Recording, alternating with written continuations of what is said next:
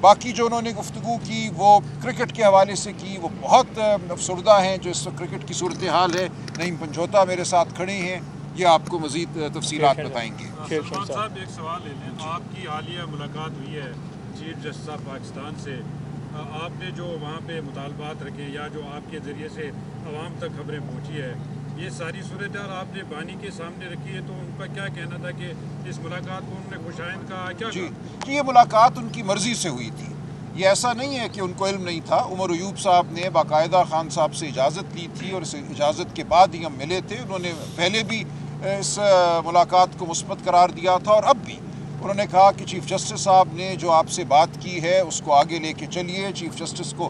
یاد دلائیے ان کی جو گفتگو ہے ہمارے ساتھ کہ اس پہ عمل نہیں ہو رہا، جیلوں میں جو نظام اس وقت قائم ہے وہ قانون کے منافی ہے۔ تو یہ بات بالکل ہم چیف جسٹس صاحب کے سامنے رکھیں گے۔ ایک اور میں گزارش کر دوں شعیب شاہین صاحب کے حوالے سے، انہوں نے کہا شعیب شاہین اور عالیہ حمزہ صاحبہ ان کو ذمہ داری دی ہے انہوں نے کہ پورے پاکستان میں آرگنائزیشن جو ہے یو سی لیول پہ، بلاک کوڈ لیول پہ، اس کی ذمہ داری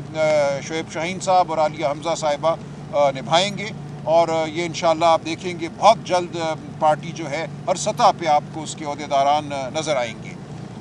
جو شعیب شاہین صاحب پہ ایک حملہ ہوا اس کے حوالے سے بھی خان صاحب نے کہا کہ مجھے علم نہیں تھا کہ اس نوعیت کی بات ہوئی ہے، اس کو انہوں نے کنڈیم کیا، اس کے حوالے سے انہوں نے جو پارٹی کا موقف ہے اس کی تائید کی، اور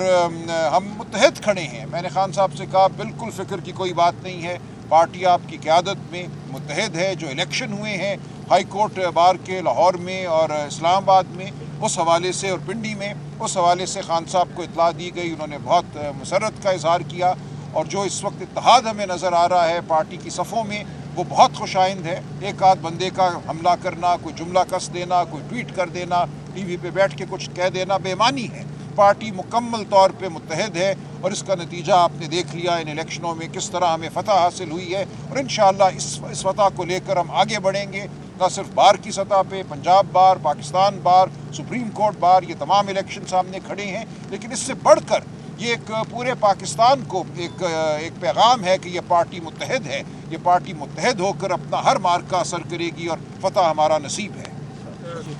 جی، کرکٹ کے حوالے سے خان صاحب بہت افسردہ ہیں، وہ قوم کے دکھ کو سمجھتے ہیں۔ کرکٹ ظاہر ہے ان کی ذات کے بہت نزدیک ہے،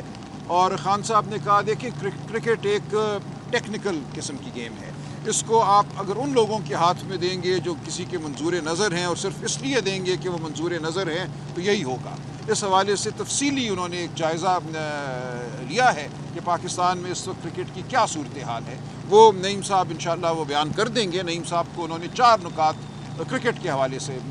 لکھائے ہیں، اور وہ یہ کہتی ہیں کہ پاکستان کی عوام کی جو وابستگی ہے اس کھیل کے ساتھ،